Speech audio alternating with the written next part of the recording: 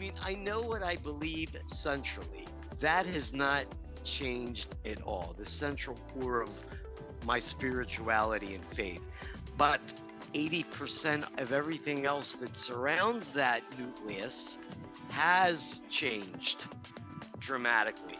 My views of how I interpret, and they're perpetually changing.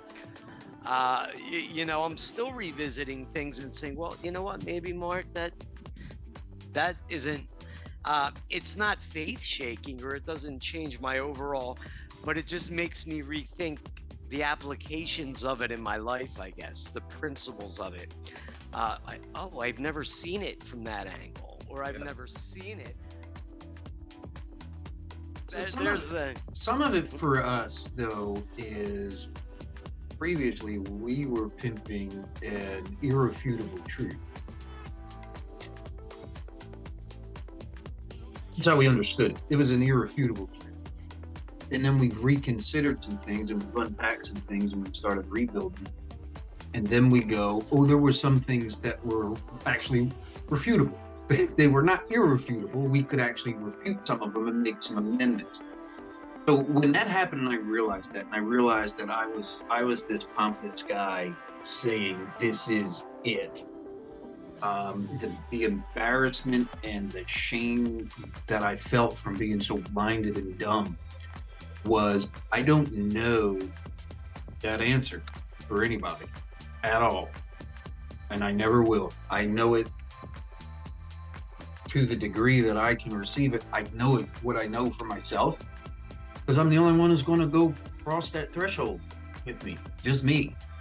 I'm not taking any doctrines or, representatives or councils or edicts. I'm going with what happened.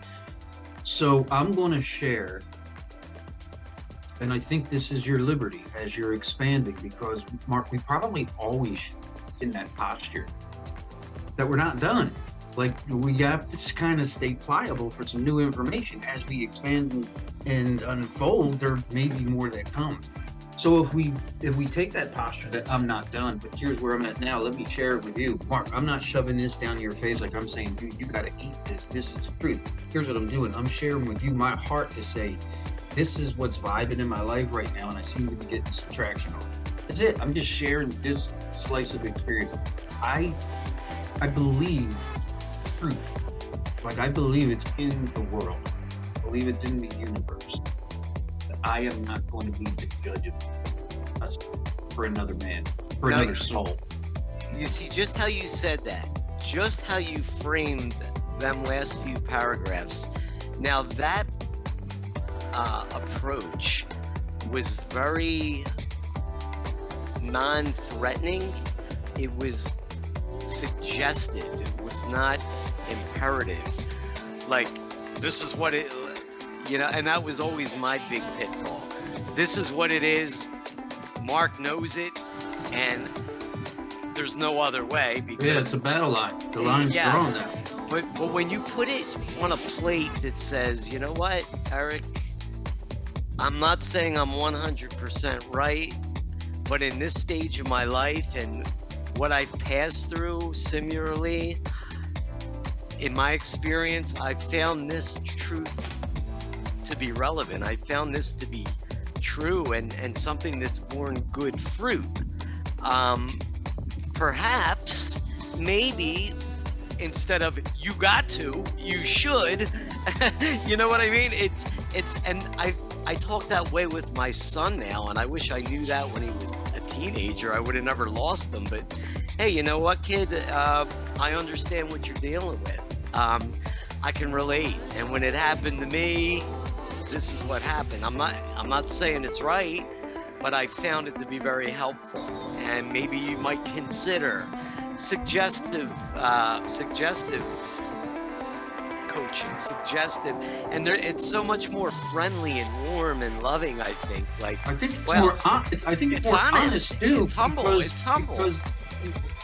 Because the reality is, dude, we already thought we knew the truth, and then we kind of got punked down, and we're like, maybe I want to shade it a little bit. That chapter has made me go,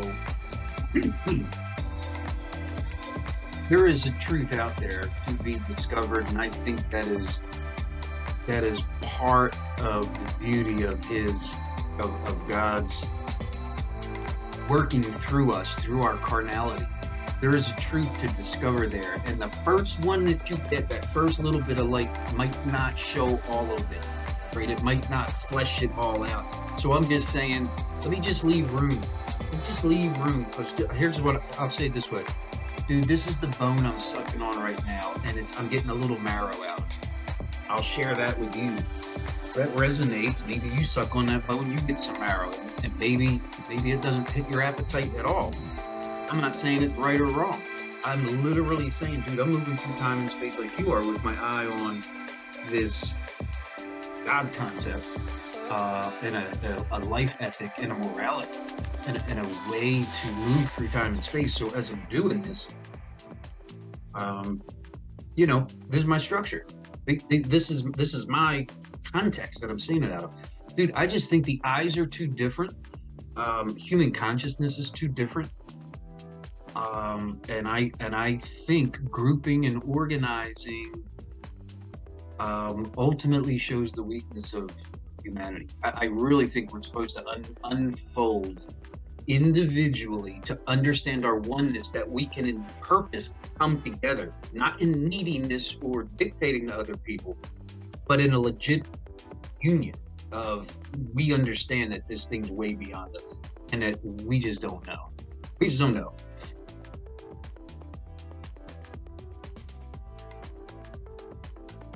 We just don't know. So here would be the next thought.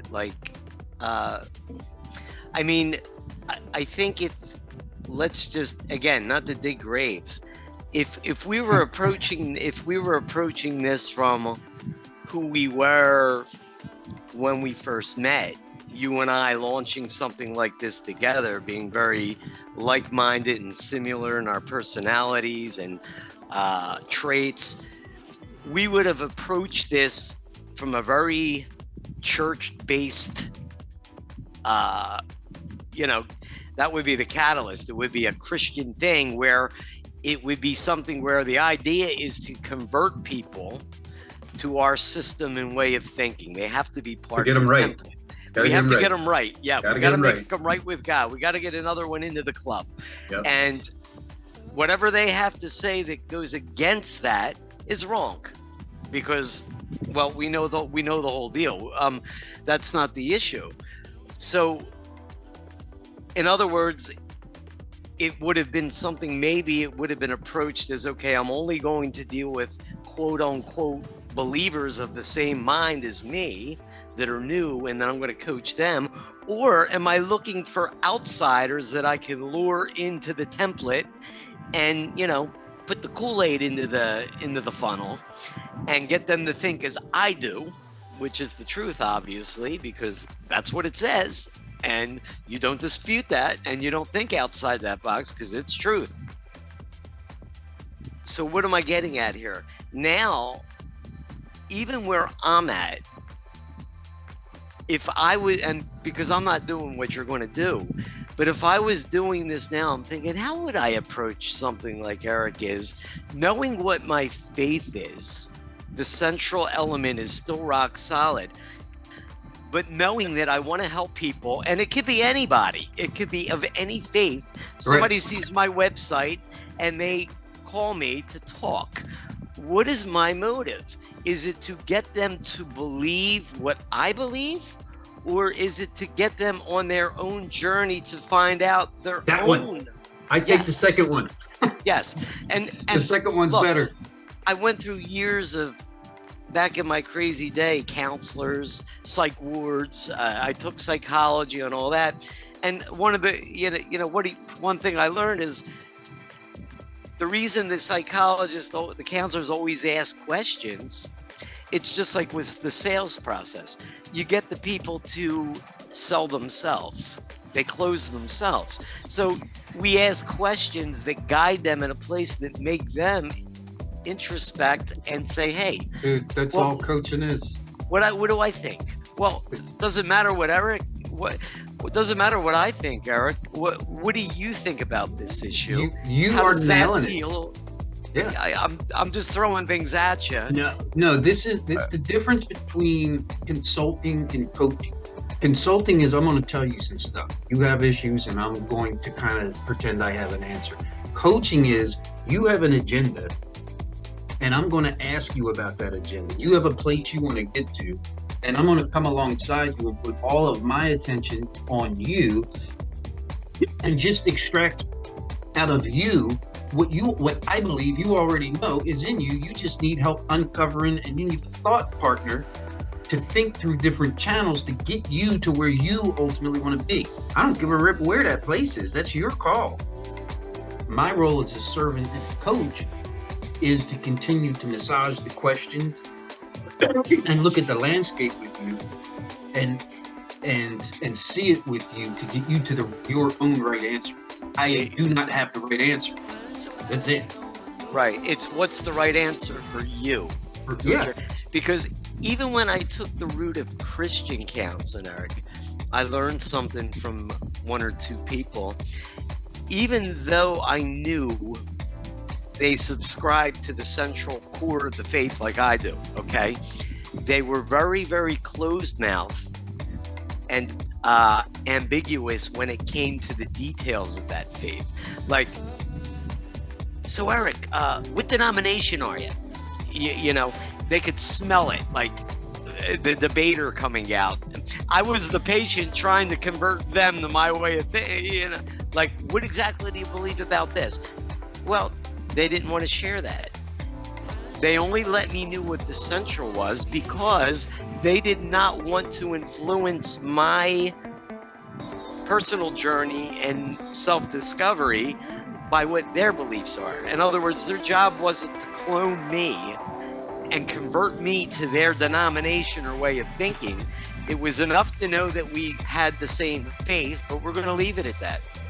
I'm not going to tell you my personal journey. Some were a little bit more transparent, but for the most part, I have to share my own experiences, strengths, and hopes, and even my faith to a degree, without being manipulative or feeling like I'm out there in the Great Commission trying to win another one into the fold.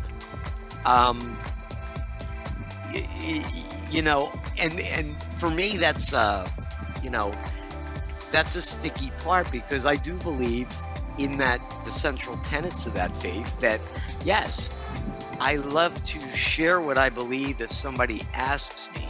I never volunteer it, but when the conversations come up and people ask me, I'm more than happy to tell them. But I tell them, you know what? More importantly now, I can tell you why I believe what I believe. Not because I bought the can, took the can opener, and out came a can of SpaghettiOs with little doves all over it and crosses. Not because I read John MacArthur's book on grace to you. Not because Joe Foch. No, because this is what I've read and this is why I believe it. Doesn't mean I'm right, but I've experienced this in my life and it's proved fruitful. Whatever that is. Juice. Yeah. I don't see. So even like you said, it takes it takes many forms. It's really the most informal coaching you can get. It's pastoring even in the most informal way, without being monetized.